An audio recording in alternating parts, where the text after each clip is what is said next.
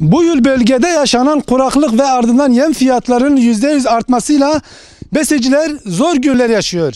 Eğer bir çözüm bulunamadığı takdirde yıllardır yaptıkları besiciliği bırakmak zorunda kalacaklarını belirttiler.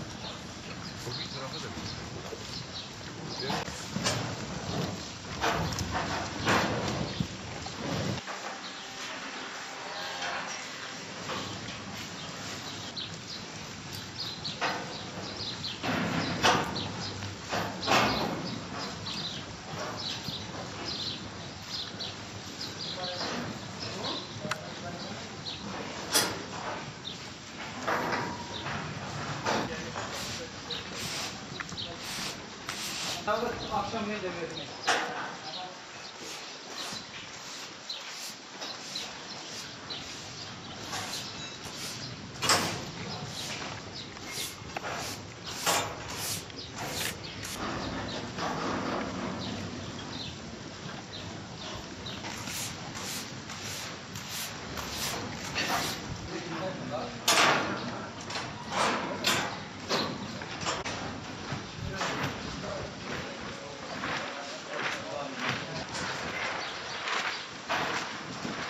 Kuraklık bir vurdu bizi.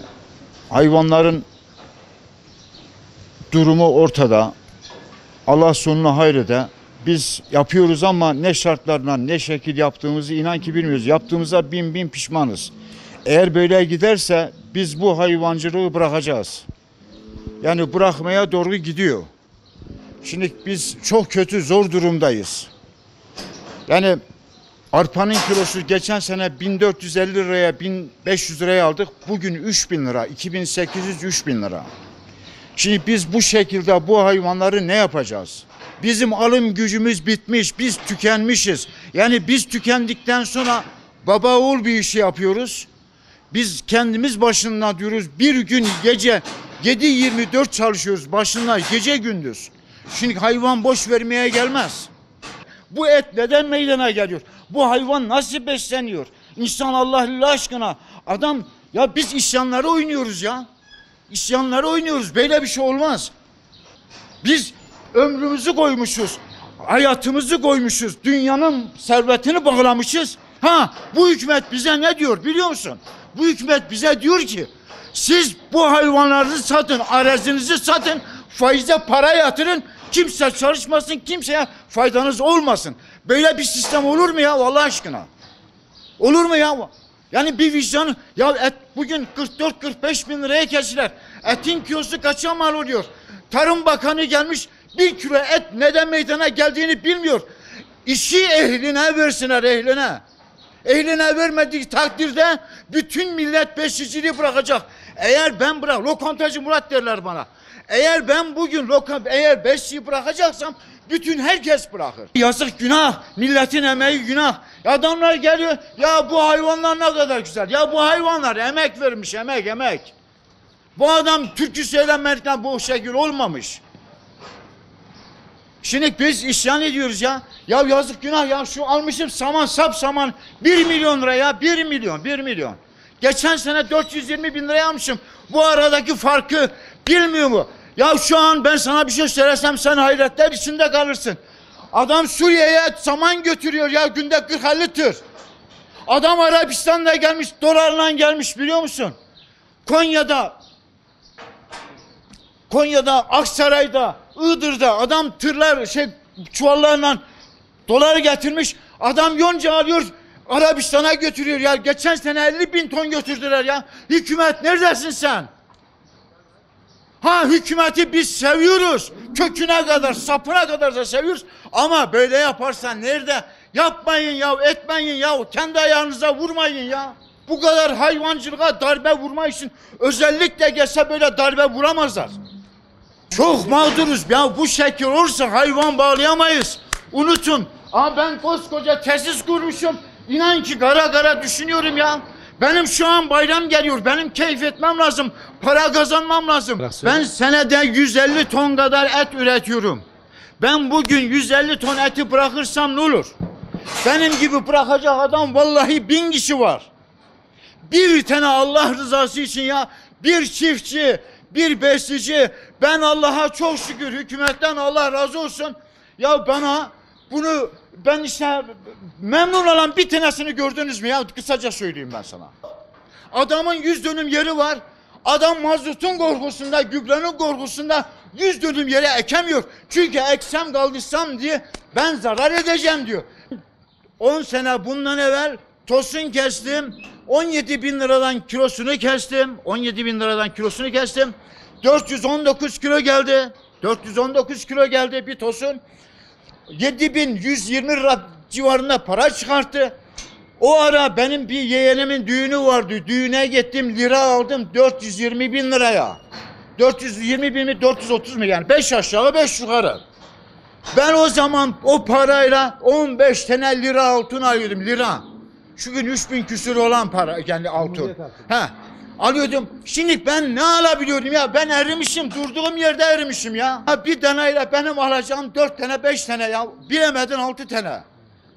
Bir de bir hayvan günde yedi ki 25 lira yiyor. 25 lira 20 lira. Bir adamın kebap ya. Ben lokantacıyım. Ben eski lokantacıyım.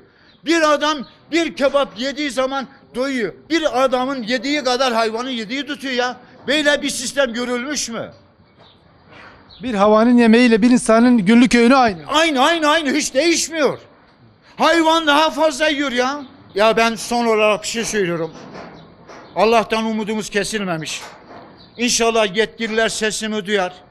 Buna bir çare bulurlar. Yazık, günahtır. Bu büyük bir sektör. Eğer et işi olmazsa hiçbir şey olmaz. İnşallah hükümet bize yardımcı olur. İnşallah bazı yerlere eline atar. İnşallah iyi gider. Temennimiz bu. Allah'tan istediğimiz bu.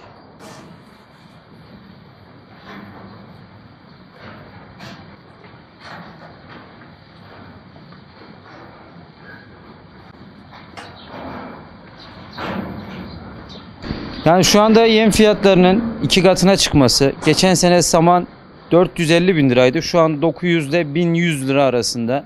Her şey 2 katına çıktı. Yeme %20 zam, ete %20 zam geldi. Ama bu şu anda bunun %100'ü ete de zam gelmesi gerekiyor.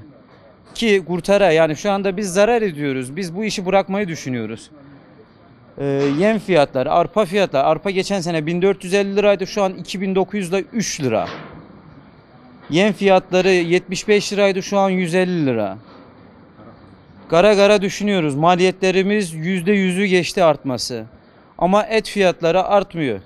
Ve bunun için de bir çözümleme yetkililerden bekliyoruz. Ne yapacağımızı bilemiyoruz biz. Bir an önce bu işe müdahale edilmesini istiyoruz. Geçen sene hayvan yem fiyatları, bir hayvanın yem maliyeti 3500 liraydı. Ve şu an hesaplıyoruz, 7500 lirayla 8000 lira sadece yem maliyeti. Burada hayvan da yani büyükbaş bir dananın maliyeti de 7-8 bin lira, toplamında 15 bin lira. Biz bunu kaça satacağız? Biz sattığımız zaman 13 bin lira 2 milyar hayvan başı zarar ediyoruz. Senelik %5 firesi var zaten. 100 tane danam varsa 5 tane danada ölüm fireleri var. İlaçlar keza yine o kadar zam geldi. %100'ün üstünde ilaçlara zam geldi. Bunun veteriner maliyeti var, çoban maliyeti var. Elektriği, suyu, firesi, mazotu. Burada yetkililerin bir an önce bu işe el atmasını istiyoruz.